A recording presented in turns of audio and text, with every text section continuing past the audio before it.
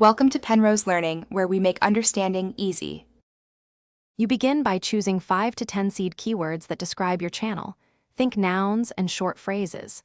Type each into YouTube's search bar and watch autocomplete suggestions populate, copy promising variants. Once done, note differences in phrasing, question forms, keywords with numbers, and brand versus generic terms. Make sure to capture 2-3 variations per seed and save them in a simple list or spreadsheet for systematic testing later.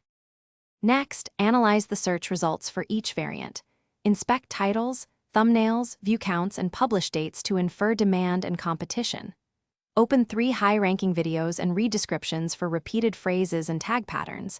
Those often reveal target keywords.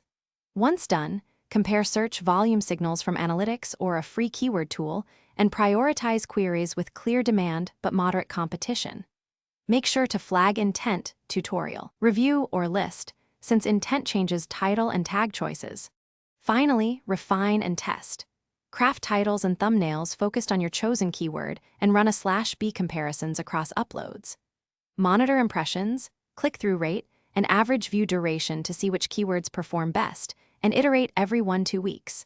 If things go wrong, rankings fall, or CTR is low, troubleshoot by updating metadata, improving the hook in the first 10-15 seconds, and republishing or reoptimizing descriptions. This small cycle often recovers performance without full rework. Thanks for watching. If this was helpful, leave a like and consider subscribing. See you next time.